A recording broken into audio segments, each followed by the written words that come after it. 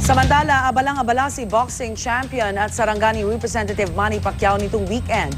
Dumalaw siya sa Tacloban City para mamigay ng tulong sa biktima ng bagyong Yolanda. May live report si Victoria Tula. Victoria.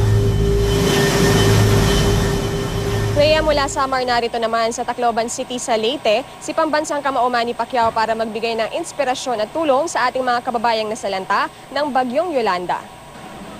Buong araw na hinintay ng mga taga-Tacloban ang People's Champ na si Manny Pacquiao. Kaya naman nang dumating siya sa City Hall, naghiyawan ang mga tao.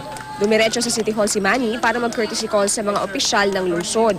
Sa opisina ni Mayor Alfred Romualdez, iniabot niya ang donasyong relief goods. Nagbigay din ng 500,000 pesos ang Sarangani Province, habang 2 million pesos naman mula sa General Santos City.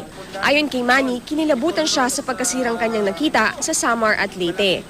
Kaya raw siya pumunta sa mga nasalantang lugar ay para palakasin ang loob ng mga residente.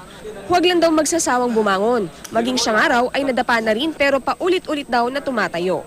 Higit sa lahat payo niya sa mga kababayan, huwag mawawala ng tiwala sa Diyos. Wala raw politika sa pagtulong ni Pacquiao. Ang dapat daw na iniisip ay kung paano makakatulong.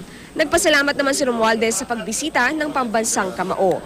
Napakalaking tulong na raw ng pagkamusta niya sa mga residente para mabuhayan sila at maipakita na maraming nagmamalasakit. Sa bahay ng mga Romualdez, nagpalipas ng gabi si Manny. Hindi sila mawala ng pag-asa at habang nabubuhay ay may pag-asa sila. At kung anong hirap nila, naranasan ko rin yung hirap nila. Yung gesture lang alone, we know it's very difficult for him. Nag-byland pa siya. So malaking bagay sa mga Taclobanon yun. And I appreciate it because especially the times now na hinahanap ng mga Taclobanon ngayon talaga ay pakita naman ng konting pagmamahal.